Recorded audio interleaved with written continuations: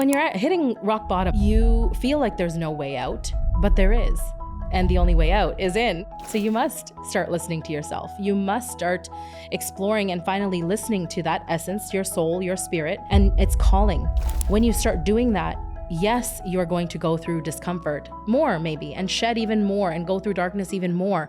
But you're gonna only come to realize just how powerful you are at creating the life that you're living. Using your manifestation coaching side, what is your number one tip or advice or guidance to someone that's really trying to change their physical reality and step into something different? What do you want them to do to kind of achieve that and to move into that? So everybody has their own method, and I would really say that. Hello, everyone. I am Deepika Sandhu, the CEO of Soul Sparks Press, and I am so excited to bring you our next soul sparking story with Rosie Marocha. Rosie is a Toronto-based manifestation coach and an all-around powerhouse, writing her new book, The Meraki Method. Rosie, it is so wonderful to have you here. It is so lovely to be here. Okay, first off, let's just start right off with, what does Meraki even mean, and what is this method going to be all about? So Meraki comes from a Greek word, and it means to put some of your soul, your essence, your love into whatever it is that you create. We are all creative beings, so that's where that. What a beautiful word.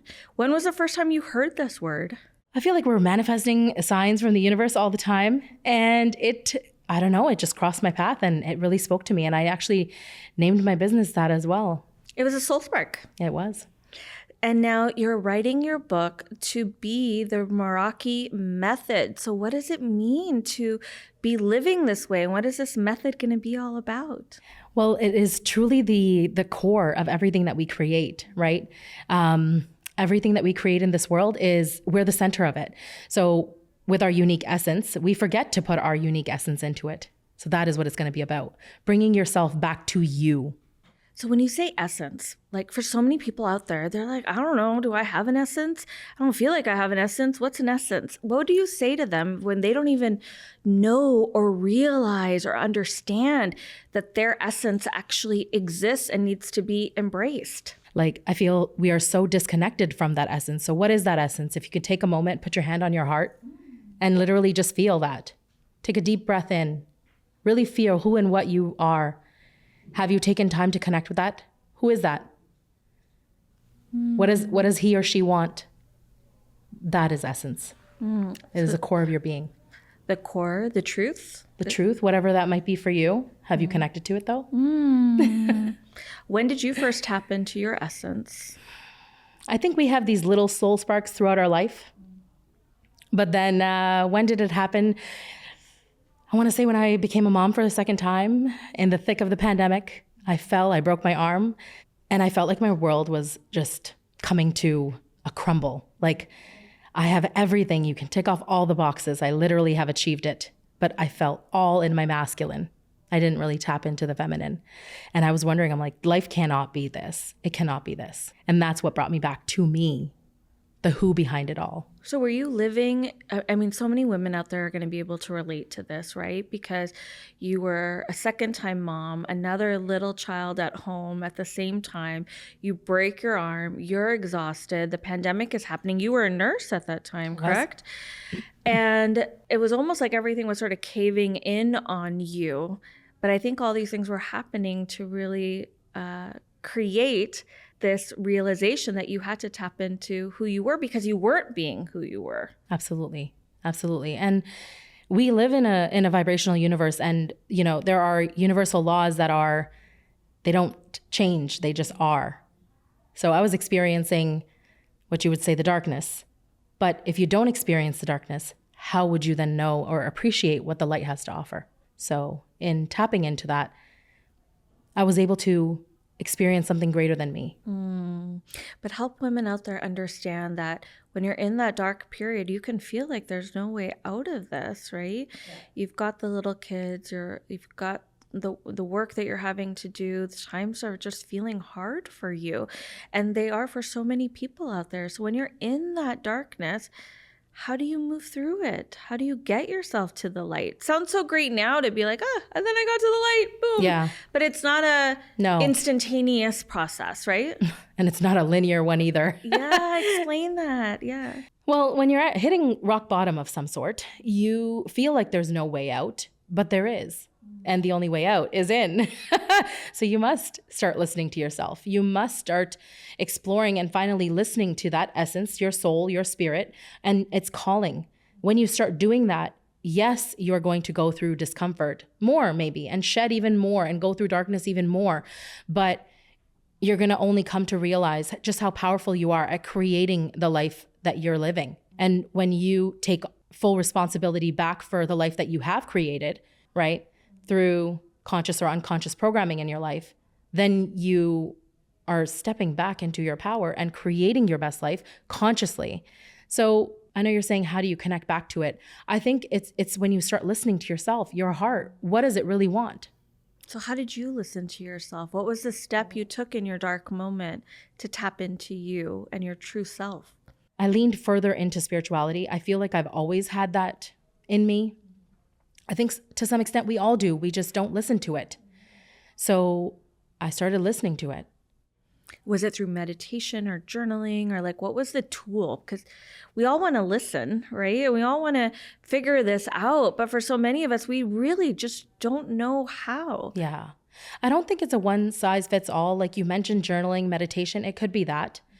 For me, it was silence. I've always been a very deep thinker. So am I actually a form of meditation, not what you might be thinking, like sitting there and chanting Om? Was I doing that maybe in my own way, whatever that looks like? Perhaps that.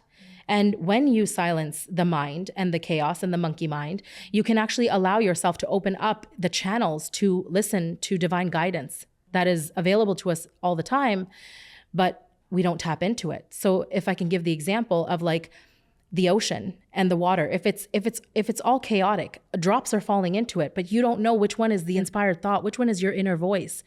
But if it's calm, and so through meditation or whatever modality one may choose, you allow yourself to actually be able to listen and then act from that space. Oh, what a beautiful analogy that is. That's exquisite.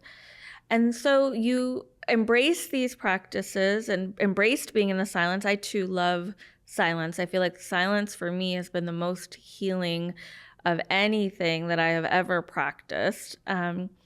But you did these things and you got to the light. So how did life change for you that allowed you to see the light in your day-to-day existence?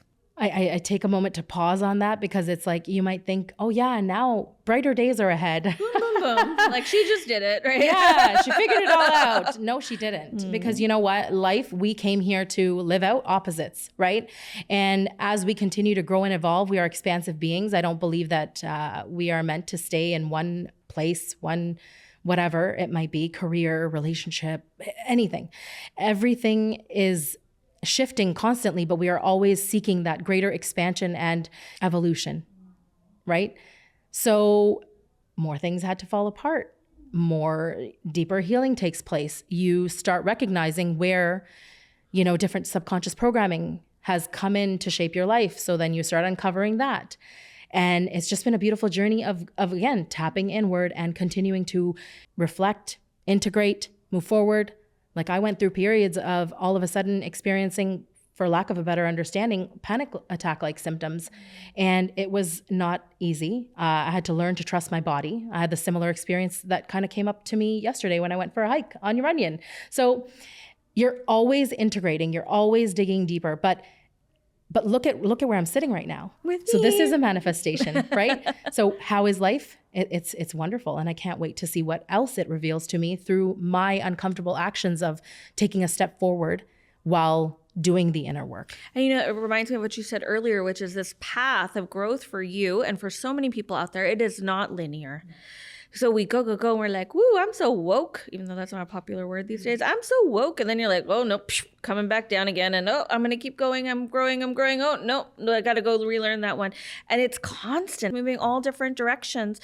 And so even for you, you've been on this beautiful trajectory of growth. And yet you can have moments like doing something different or in a new location that can feel like it's unlocking. I mean, in layman's terms, we might say setting us back a bit, but it's unlocking new layers of growth, even though sometimes that growth can feel painful for us. Very much so. So when it's not going the way you want it to go, what's your advice to people for that when they're on the zigzag? Surrounding yourself with a solid circle or something of that nature, because, energy speaks. And if you're not surrounded by the right people that'll support you, perhaps carry you or lift you or just, hold you while you are going through that moment, but not take you further down into that, I think that's very important. You left nursing behind now. You are a manifestation coach. You're doing all sorts of different things today, writing the book, obviously. Using your manifestation coaching side, what is your number one tip or advice or guidance to someone that's really trying to change their physical reality and step into something different? What do you want them to do to kind of achieve that and to move into that? So everybody has their own method, and I would really say that self-awareness is so key. And if you can really be honest with yourself, with what it is that you desire, with the right intention paired, there's nothing that you can't do, be, or have. With the right intention paired. I love that. That's beautiful. What's one thing that you want to leave the audience with today to know Rosie better and for things that are coming up for Rosie in the future? I'm excited to see who and what she is going to become and what light she's going to bring into this world. But more than that, I want you, the listener, to tap into your essence, tap into your soul, and really listen to what it is that it wants to do in this lifetime, because we all have unique imprints and gifts that we have to offer in this world. And understand that like those darker moments that you feel like you're going through, they're only helping you because you've derailed, and perhaps just it's bringing you back into alignment with yourself, because it starts and ends with you. Oh, it starts and ends with you. Rosie, I am so honored to have you on the show today. Thank you so much for sharing your story. I'm also just honored that you're a friend, you're in my circle, and you're truly like, we are all the people that we surround ourselves with. And I'm so honored that I get to surround myself with powerhouses like you. The feeling is mutual. The Meraki Method, coming soon from Soul Sparks Press. If you want to bring your sweepingly inspirational story to life, just like Rosie did, you can at Soul Sparks Press.